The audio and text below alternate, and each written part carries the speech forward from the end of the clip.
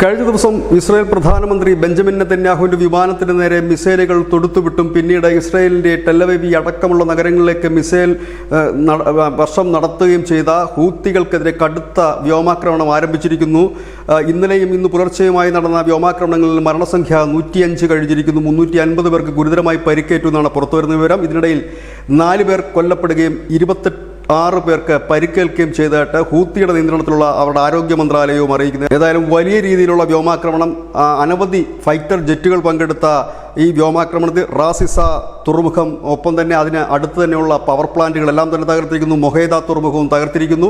ഈ തുറമുഖങ്ങൾ വഴി ഹിസ്ബുള്ളയ്ക്ക് ഇറാൻ ആയുധം എത്തിക്കുന്നു എന്ന് നേരത്തെ തന്നെ ഇസ്രായേൽ ആരോപിച്ച തുറമുഖങ്ങളാണ്. ഒപ്പം തന്നെ ഈ പവർ പ്ലാന്റുകൾ ഇവിടെ എണ്ണ കൊണ്ടുവന്നിട്ട് ഹിസ്ബുള്ളയ്ക്ക് വേണ്ടിയിട്ട് എണ്ണ വിതരണം ചെയ്യുന്നതും ഇവിടെ നിന്നാണ് എന്ന് ഇസ്രായേൽ മുൻപ് പറഞ്ഞിരുന്നത്. ഏതായാലും ഇതെല്ലാം തന്നെയാണ് തകർത്തിരിക്കുന്നത്. ഇതോടുകൂടി യമന്റെ ഭൂരിഭാഗം പ്രദേശങ്ങളിലും വൈദ്യുതി ഇല്ലാത്ത ഒരു അവസ്ഥയിലേക്ക് പോയിരിക്കുന്നു. ഈ ഇസ്രായേൽ നടത്തിയ ആക്രമണത്തോടൊപ്പം തന്നെ അമേരിക്കയുടെ ഭാഗത്തുനിന്നും ഈ ഹൂതികൾക്ക് നേരെ ആക്രമണമുണ്ടായതായിട്ടും വിവരമുണ്ട്.